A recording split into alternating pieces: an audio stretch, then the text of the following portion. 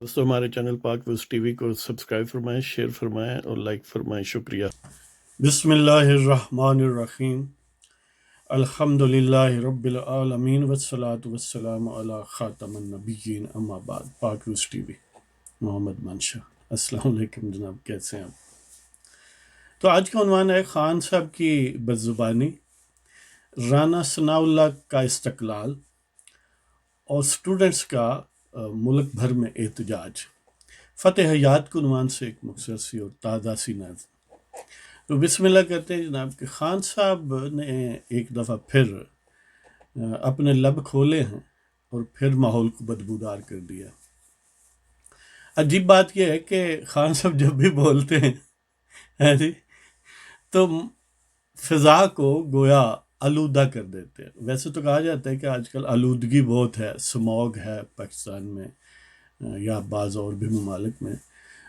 اس آلودگی جس طرح کہتے ہیں نا، اور کئی ٹائپ کی آلودگیاں یا پولوشنز ہیں، مثلا نائز پولوشن ہے، ایٹماسفیرک پولوشن ہے، نیوٹریشنل پولوشن ہے، اور کچھ لوگوں کی زبان پولوٹڈ ہے، یا کہہ لیں کہ انٹلیکٹ اگر کوئی ہے تو وہ پولوٹڈ ہے۔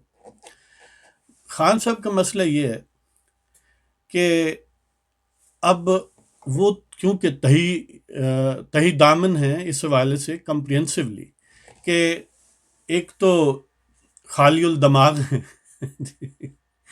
اور باقی حساب سے بھی شرافت یا ایک وقار اور توقیر کی دولت سے محروم ہے، تو گویا وہ ایک مسکین آدمی ہے۔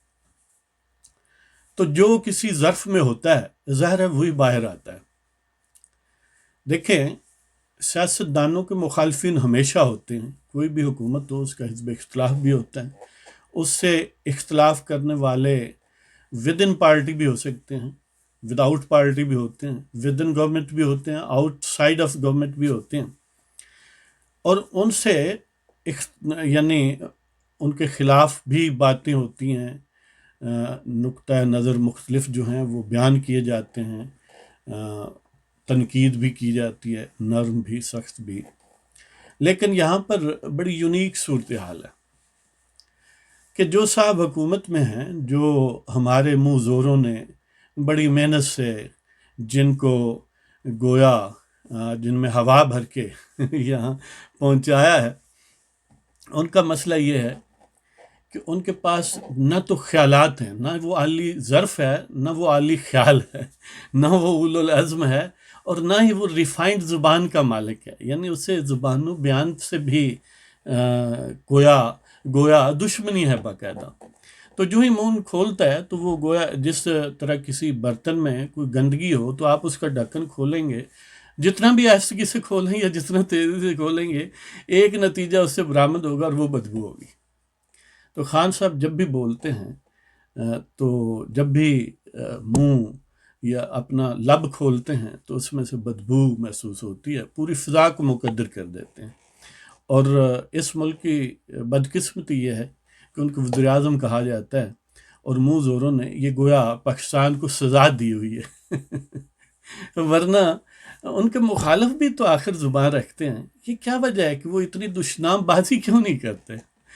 یہ خان صاحب اور ان کے محبین جو ہیں اور ان کے جو سپانسرز ہیں، ان کو اس شاہکار پر فخر کرنا چاہیے کہ ایسی چیز یعنی برآمد کی ہے کہ جس نے پورے فضا، پورے ملک کو آلودہ کر دیا ہے۔ ان کی زبانوں کو ایک خاص سیکشن آف سوسائٹی جو ہے، جن کو آئی ایس آئی نے کچھ سروں پر خول چڑھا کے ان کو شاہ دولہ ولی کے چوہے بنایا، اور خان صاحب نے ایسے برتن کریٹ کیے ہیں جن سے صرف بدبو برآمد ہوتی ہے۔ ان سے عقل و خرد کی بات، ان سے کسی استدلال کا معاملہ اس کی توقع نہیں ہے۔ وہ جگت بازی اور ڈگوسرے پن اور اس چیپنس کے علاوہ وہ مسکین تہی دامن ہے، کچھ نہیں کر سکتے، اور خان صاحب ان سب کا ہائیسٹ انڈیکس ہے۔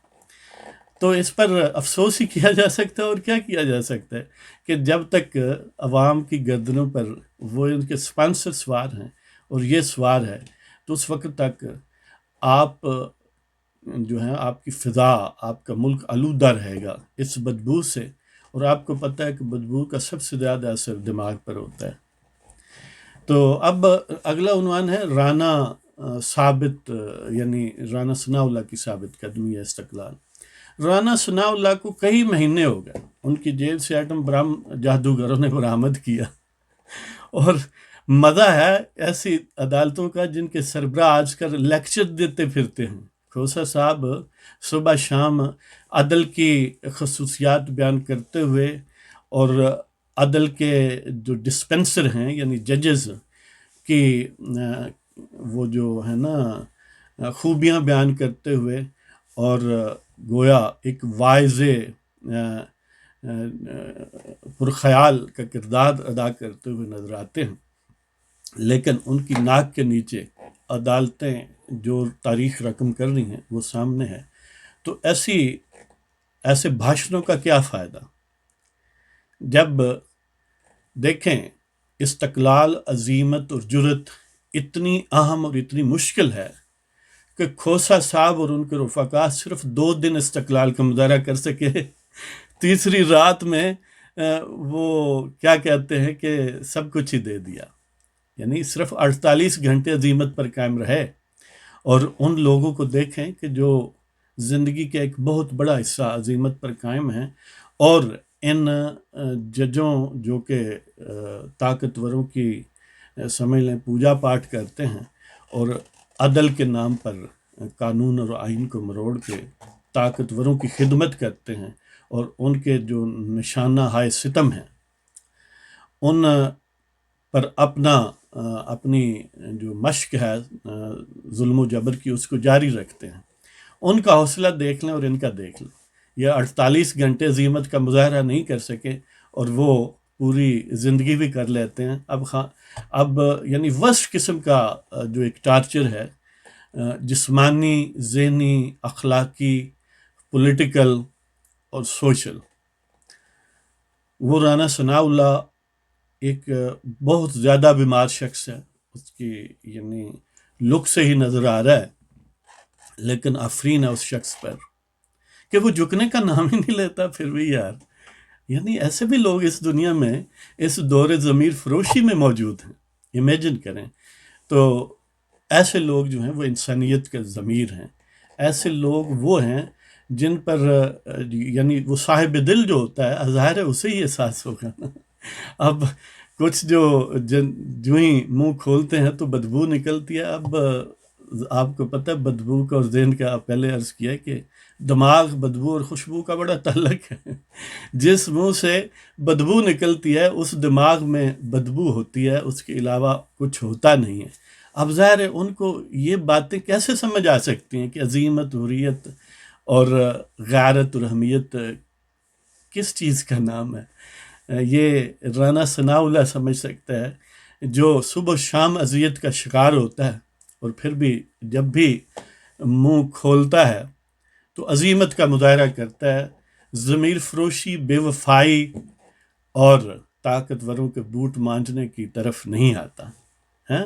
ایسے یعنی انسان اشرف المخلوقات اس لیے نہیں ہے کہ وہ کپڑے خوبصورت پہنتا ہے، اس لیے نہیں ہے کہ وہ بڑے یعنی مختلف قسم کے کھانے کھاتا ہے، وہ اس لیے نہیں ہے کہ وہ بڑی گاڑی پر سفر کرتا ہے، وہ اس لیے ہے کہ یہ غیرت اور حمیت جانوروں میں نہیں ہوتی، یا اس لیول پر نہیں ہوتی جس لیول پر، اور جن انسانوں میں غیرت اور حمیت نہیں ہوتی ان میں اور جانوروں میں کوئی ایسا فرق نہیں ہے جی۔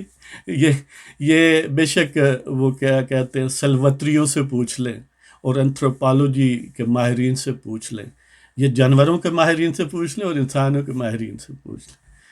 تو ہم رانا صاحب اور اس طرح کے کردار جو ہیں جو ظلم اور جبر کے خلاف مزاحمت کا استعارہ ہیں، ہم ان کو سلام کہتے ہیں، اور جو اہل نظر ہیں، جو اہل دل ہیں، ہم ان کو یہ درخواست کرتے ہیں کہ ایسے لوگوں کا ذکر کیا کریں تاکہ آپ کی فضا میں، آپ کے ارد گرد، آپ کے بچوں میں جو ہے یہ عزیمت، یہ جذبہ، یہ حریت، یہ آزادی کی ویلیو جو ہے یہ اسٹیبلش ہو۔ یہ آزادی اور حریت اور ضمیر پسندی کی جو قدر ہے، اس کی قدر کرنی چاہیے، یہ ویلیو جو ہے بڑی اہم ہے۔ تو اب اسٹوڈنٹس کا احتجاج ہے پورے ملک میں. آپ نے دیکھا کہ اچانک اسٹوڈنٹس جو ہیں وہ موٹیویٹ ہو گئے ہیں، گیلونائز ہو گئے ہیں، ایکٹیویٹ ہو گئے ہیں. یہ بڑی بات ہے. یعنی یہ گویا ایک پولیٹیکل کانشیسنیس کا لیول ہے. اگرچہ دیر آئے درست آئے کہ یہ احتجاج اس قسم کا بہت پہلے ہونا چاہیے تھا. جو بھی سکسیسو حکومتیں آئیں، موجودہ ہو یا اس سے پہلی ہوں، انہوں نے اس اسپیکٹ کو نظر انداز کیا. اور یہی وجہ ہے کہ اس طرح وہ سفر بھی ہوئے. یعنی عوام میں جتنی سیاسی آگہی ہوگی اتنا وہاں کی سیاست جو ہے وہ ایکٹیو اور جاندار ہوگی اور اس کی سمجھ درست ہوگی. پھر لوگوں کو ڈس انفرنچائز نہیں کیا جا سکتا. دیکھیں دنیا میں کسی بھی ملک کی شہریت اور غیر شہریت میں دو ایک ہی فرق ہے، اور وہ یہ ہے ماڈرن جو اسٹیٹس ہے اس میں یہی ہے کہ رائٹ ٹو ووٹ میننگ فلی. آپ کسی بھی ملک میں رہ سکتے ہیں، روٹی کما سکتے ہیں، مزدوری کر سکتے ہیں، کاروبار کر سکتے ہیں، صحت علاج معالجہ کا معاملہ ہو سکتا ہے، تعلیم حاصل کر سکتے ہیں، لیکن ایک کام نہیں کر سکتے اگر آپ اس کے سٹیزن نہیں ہیں. آپ کی سے اس حکومت کو بنانے یا اس کو ان میک کرنے میں کوئی اہمیت نہیں رکھے گی اگر آپ شہری نہیں ہیں. اگر آپ شہری ہیں تو پھر آپ کی پارٹیسپیشن ہوگی حکومت میں. یہی ایک فرق ہے. ورنہ رہ تو ہر کوئی ملک میں دوسرے ملک میں سکتا ہے، ہر بندہ دوسرے ملک میں رہ سکتا ہے. شہری اور نان شہری کا یہی فرق ہے، یا دوسرے لفظوں میں ماڈرن سینس میں غلامی اور آزادی کا یہ فرق ہے. یہی وجہ ہے کہ جہاں پر بادشاہتیں ہیں وہاں پر عوام کو عوام سے زیادہ رعایا کہا جاتا ہے. وہ گویا دوسرے لفظوں میں ملکیت ہے بادشاہ کی. لیکن جہاں پر جو ماڈرن ریپبلکس موجود ہیں وہ عوام جو ہیں وہ اس کے کانسٹیچوئنٹس ہیں، عوام اس کے تشکیل کرنے والے عناصر ہیں. اس کے یعنی وہ کوئی را میٹیریل نہیں ہے جس پر انہوں نے فلورش کرنا ہے حکمرانوں نے. وہ خود حکمران ہیں اور حکمران ان کے گویا ٹرسٹیز ہیں. اور یہ آغاز اور انجام اس چیز کا رائٹ ٹو ووٹ سے ہوتا ہے. جب پاکستان میں الیکشن چرائے جاتے ہیں، طاقتور اپنی مرضی سے لوگوں کو نامینیٹ کر لیتے ہیں اور ایک فساد آف الیکشنز، ایک بالکل فراڈ ٹائپ کا الیکشن کرا کے ان پر مور لگا لیتے ہیں کہ یہ حکمران ہے. تو انہوں نے گویا پاکستان کے عوام کو غلام بنا رکھا ہے.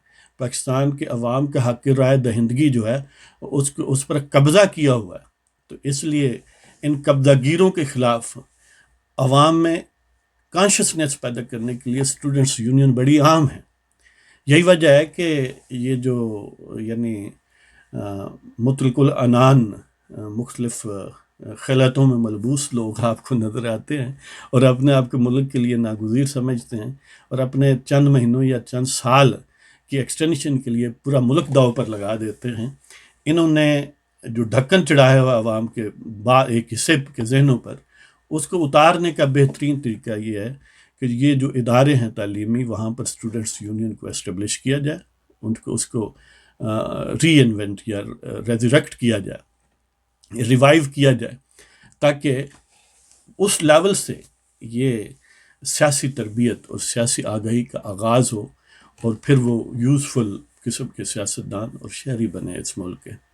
ورنہ یہ کوئی زندگی نہیں ہے کہ بوٹ والے جو ہیں وہی طے کریں آپ کی قسمت کیا ہے، وہی طے کریں کہ ہم نہیں رہنا ہے ہمارے پیچھے. یعنی جس کے پاس گویا تلوار آ گئی وہ کہتا ہے کہ میں عقل کل ہوں، میں ہی سب کچھ ہوں، میرے پیچھے آنے والے وہ تو کوئی پتہ نہیں بے جان قسم کی اور بے ضمیر قسم کی چیز ہیں. ویسے بے ضمیر وہ خود بھی ہوتا ہے.